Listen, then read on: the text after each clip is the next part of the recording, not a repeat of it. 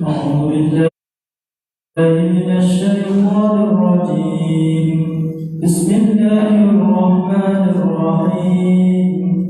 إن الله وملائكته يصلون على النبي يا أيها الذين آمنوا صلوا عليه وسلموا تسليما.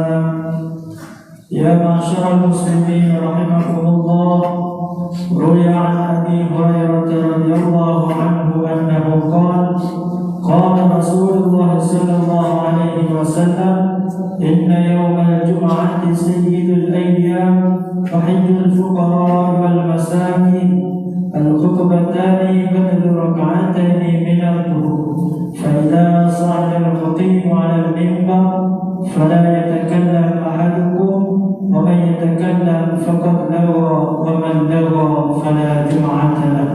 أنصتوا واسمعوا وأطيعوا رحمكم الله.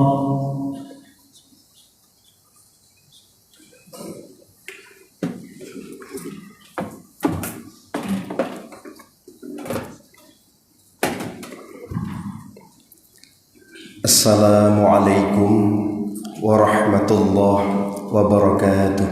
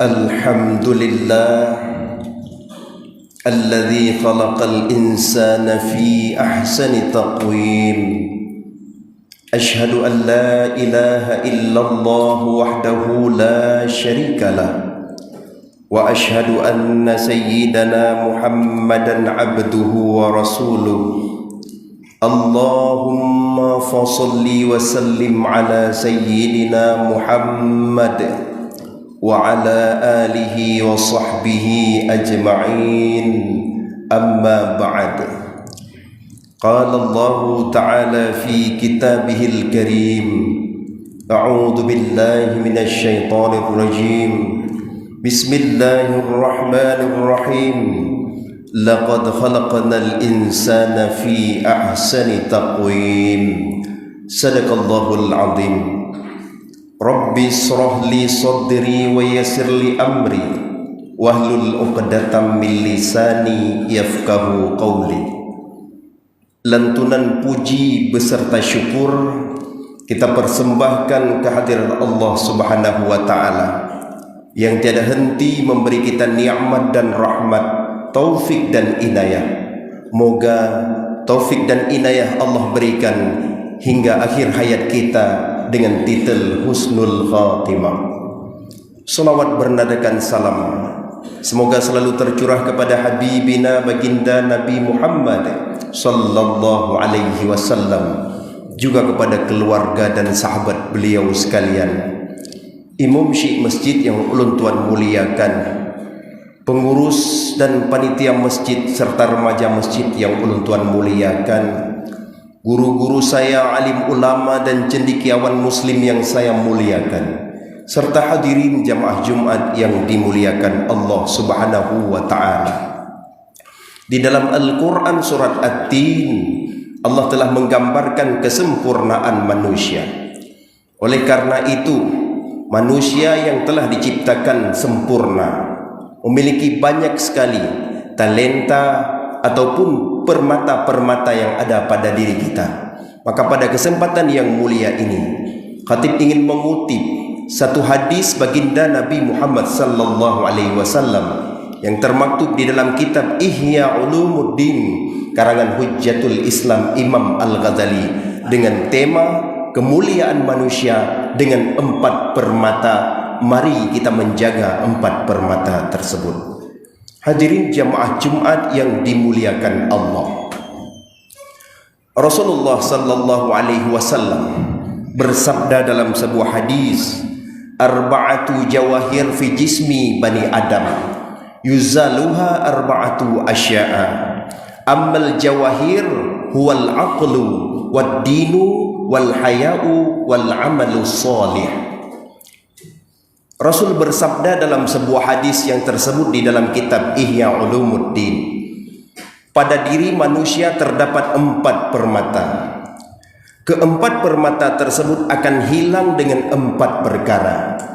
Adapun 4 permata tersebut adalah: pertama, akal; yang kedua, agama; yang ketiga, malu; dan yang keempat adalah amal soleh. Kaum muslimin jamaah Jumat yang sangat dimuliakan Allah Subhanahu wa taala, perkara yang pertama adalah akal. Ibnu Hajar Al-Asqalani menafsirkan pengertian akal. Al-aqlu huwal jauharun rohani khalaqahullahu ta'ala muta'allikan bi badanil insan yu'rafu bihil haqqa wal batil. Bahwa yang dikatakan dengan akal adalah permata rohani yang diciptakan oleh Allah Subhanahu wa taala yang berada pada diri tubuh manusia, yang dengan akal tersebut dapat membedakan, mengenal mana yang baik dan mana yang buruk. Inilah permata yang pertama yang dikaruniakan Allah kepada diri manusia. Akal yang telah diciptakan oleh Allah, kiranya akal ini bisa kita fungsikan untuk dapat membedakan yang benar dengan yang salah. Tanpa agama pun akal sendiri sudah bisa sebenarnya membandingkan yang benar dengan yang salah. Kenapa seseorang berpakaian? Dari segi akalnya kurang baik kalau tidak berpakaian. Kenapa seseorang menjaga tangannya, menjaga lisannya, dikarenakan bila tidak menjaga tangan, tidak menjaga lisan, akan celaka dengan hal-hal tertentu. Itu yang pertama. Bila kita melihat para generasi muda kita yang memang memiliki akal, yang memang mampu mengoptimalkan akal, maka akan mudah masuk ilmu. Katakanlah anak kita yang berada di pesantren yang jauh daripada HP, game dan sebagainya. Mereka akan mudah menerima ilmu-ilmu. Mereka akan mudah menerima nasihat-nasihat. Mereka akan mudah menuntut ilmu, mengapresiasikan dirinya, mengkompetisikan dirinya, akan mudah semua dilakukan. Pakeun akal sehat. Pemuda-pemuda yang selalu taat kepada Allah, yang menjauhkan diri dari narkoba, menjauhkan diri dari judi, menjauhkan diri daripada game yang dilarang oleh ulama, dia akan mampu mengoptimalkan akal dan akan berjalan pada jalur yang baik. Maka permata yang pertama berupa akal benar-benar harus kita jaga. Dengan membiasakan hidup sehat, dengan membiasakan rohani yang sehat, menambah ilmu rohani untuk kesehatan rohani dengan ilmu-ilmu agama. Yang kedua, permata yang diberikan Allah kepada manusia adalah ad-din, agama. Agama ini norma, agama ini aturan, agama ini adalah pedoman hidup bagi manusia, agama ini adalah garisan bagi manusia. Kita memiliki akal pikiran, akan tetapi segala akal pikiran manusia harus digariskan sesuai dengan garisan syara' atau syariat. Bila ada sesuatu yang pada logika kita benar, akan tetapi dalam garis agama getam, gelarang, maka jangan pernah lakukan. Anggap saja iblis telah bermasalah. Jin yang dulunya merupakan ahli ibadah dibandingkan malaikat, akan tetapi karena terlalu mengoptimalkan akalnya, dalam pikiran dia sembah kepada Adam ini tidak betul. Aku diciptakan dari api, Adam diciptakan daripada tanah. Lebih hebat api dengan tanah, maka aku tidak akan mau menyembah Adam, tidak mau bersujud kepada Adam.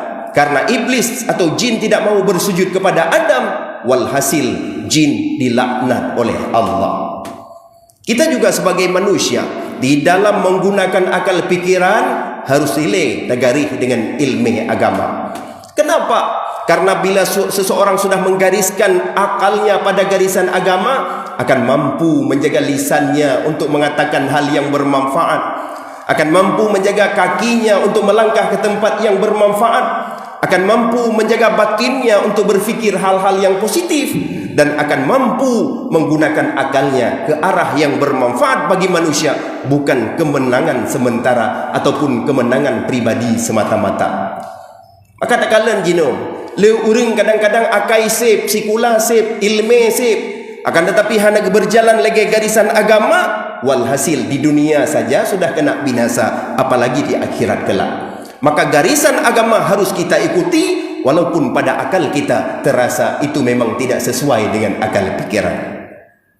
Yang ketiga, permata yang ada pada manusia yang harus kita perhatikan dan jaga benar-benar, al-haya, yaitu malu. Ibnu Hajar al-Asqalani kembali membagi malu menjadi dua, hayaun nafsiyun dengan hayaun imaniyun. Hayaun nafsiyun, malu yang memang sudah ada pada fitrah diri manusia. Malu yang disebut dengan hayaun nafsiyun adalah siro anak mit male punyo kenang dut yang biasa. Siro urang manusia male punyo hana gesuk baje. Siro manusia male punyo kenang caci, siro manusia dan hana nyaman ataupun malu bila melakukan hal-hal yang tidak sesuai dengan kebiasaan. Yang dulu rasa mendum. Akan tetapi jino lucu, dum male yang nafsiun, male yang biasa mantang, kalau urang yang hanali, nyo sungguh hal yang tercela. Yang kedua adalah hayaun imaniyun, malu yang didasari dari iman. Malu yang didasari dari iman itu bagaimana? Disebutkan pula oleh Ibnu Hajar al-Asqalani, ayyamna'al mu'minun min fi'lil ma'asi khaufan minallah. Malu yang bagaimana yang disebut dengan hayaun nafsiyun, imaniyun, adalah malu yang menegah diri seorang mukmin daripada berbuat maksiat. Kenapa? Khaufan minallah, semata-mata ia ke Allah, takut kepada Allah. Pakan orang yang han gedem Mucu-mucu padahal hana sokalan. Takut kepada Allah, malu kepada Allah. Malu ini yang harus kita pertahankan. Kenapa seseorang tidak mau mencaci orang lain padahal dia merupakan bawahannya? Dia tidak mau khaufan minallah. Inilah hayaun imaniyun yang sangat kita butuhkan. Bila hayaun imaniyun telah ada pada diri kita, bukan hanya malu keluar rumah tanpa baju yang ganteng, bukan cuma malu keluar rumah tanpa kendaraan yang mewah, akan tetapi juga malu kita kepada Allah. Andai tinggal solat, andai terlambat solat, andai tidak membayar zakat, andai melakukan perkara-perkara yang dilarang oleh Allah Subhanahu wa taala, maka harus kita pupuk hayaun imaniyun, malu yang dikatakan dengan khaufan minallah, karena takut kepada Allah. Adapun permata yang keempat, permata yang keempat yang harus ada pada diri manusia, yang harus kita jaga permatanya adalah amal solih.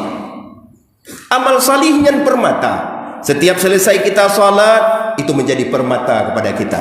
Setiap selesai kita bersedekah, itu akan menjadi permata kepada kita. Setiap selesai kita berpuasa sunnah, puasa wajib, akan menjadi permata kepada kita. Permata itu akan mudah hilang. Permata itu akan mudah sirna. Permata amal ibadah yang merupakan modal penting ketika kita kembali kepada Allah. Dari alam barzakh hingga menuju hari kiamat, amal solih merupakan permata yang sangat kita butuh pada hari itu. Maka amal solih dijaga benar-benar. 4 hal perusak permata ini. Apa saja? Pertama, fal ghadabu yudhillul aqla. Permata yang pertama, akal akan mampu dihancurkan oleh marah. Maka jaga kemarahannya agar tidak memuncak. Ketika kita sudah marah, segera berwudu. Kenapa? Bila seseorang marah dan tidak berwudu, akan gadah akai dalam menghasilkan marahnya. Bahaya. Yang kedua, wal hasadu yuziluddin. Hasad, iri, dengki, penyakit-penyakit hati ini akan mampu menghilangkan agama pada diri kita. Ketika hati kita berkomentar tentang takdir Allah kepada kita, ketika hati kita menghasut kepada orang lain, artinya agama yang nabak diri kita nyo bacut-bacut akan pudar dan pudar. Yang ketiga, wattama'u yuzilul haya. Tamak, rakus, ingin lebih dalam dunia nyo sabi-sabi, ingin penguasaan dunia yang berlebihan, ingin segala sesuatu yang berlebihan.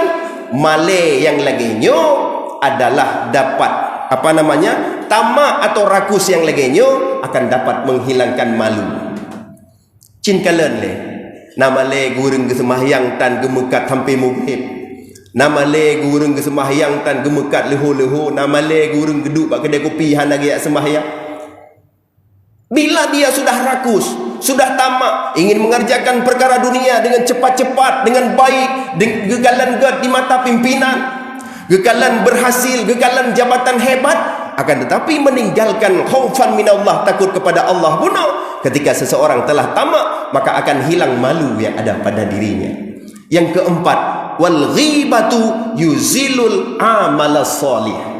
Ghibah, mengupat, menggunjing, mencela orang lain, menghukum orang lain, mengatakan kalimat kotor kepada orang lain, menghukum orang lain yang jelek, semua itu akan mampu menghilangkan amal salih. Sedih kaum muslimin, kita salat, kita sedekah, kita berpuasa, tetapi semua amal yang kita bawa, kita pikul menghadap Allah di akhir kelak kita, menghadap di sisi Allah, satu persatu datang orang melapor, ya Allah, dia menggunjingku, dia memfitnahku, dia menipuku dan sebagainya. Semua amal salih yang telah kita pundak di hadapan Allah mandum cok kegok, yang disebut dengan muflis, adalah orang yang merugi di akhirat.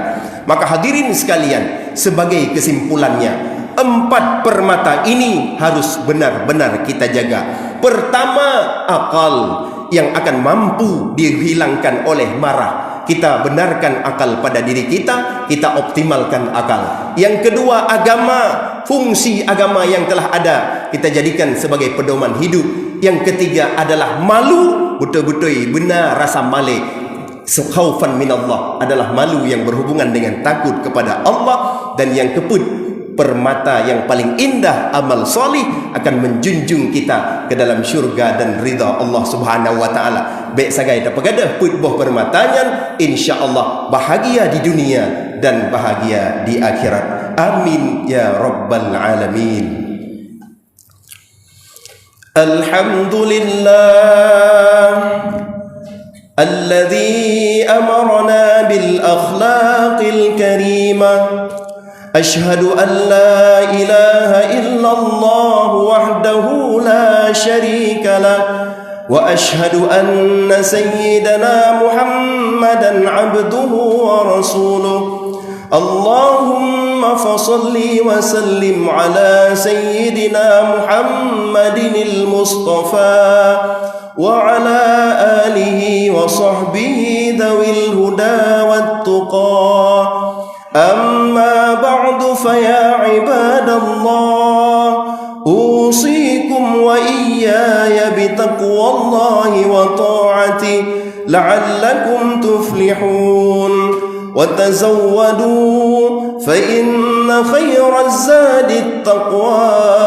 وقال الله تعالى في كتابه الكريم أعوذ بالله من الشيطان الرجيم بسم الله الرحمن الرحيم والعصر إن الإنسان لفي خسر إلا الذين آمنوا وعملوا الصالحات وتواصوا بالحق وتواصوا بالصبر. بارك الله لي ولكم في القرآن الكريم ونفعني وإياكم بما فيه من الآيات والذكر الحكيم وتقبل مني ومنكم تلاوته إنه هو السميع العليم.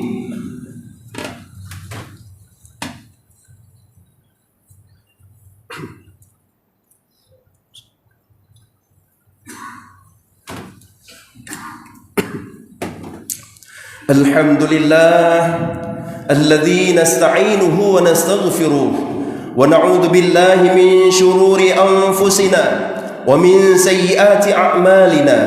أشهد أن لا إله إلا الله وحده لا شريك له وأشهد أن سيدنا محمدا عبده ورسوله لا نبي بعده. اللهم فصل وسلم على سيدنا محمد المصطفى وعلى آله وصحبه ذوي الهدى والتقى.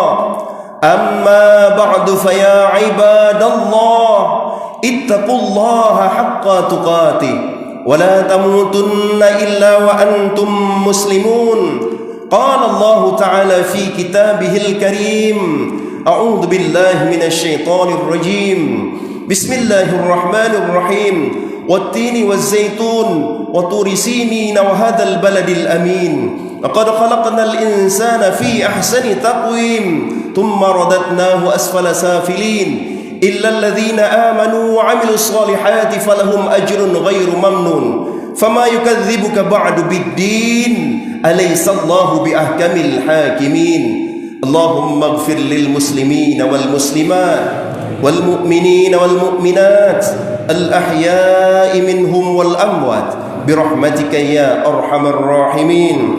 ربنا هب لنا من أزواجنا وذريتنا قرة أعين واجعلنا للمتقين إماما. اللهم أحسن خلقنا بحسن الخاتمة. ربنا آتنا في الدنيا حسنة وفي الآخرة حسنة وقنا عذاب النار. عباد الله إن الله يأمركم بالعدل والإحسان وإيتاء ذي القربى وينهى عن الفحشاء والمنكر والبغي يعظكم لعلكم تذكرون ولذكر الله أكبر والله يعلم ما تصنعون. أقيموا الصلاة.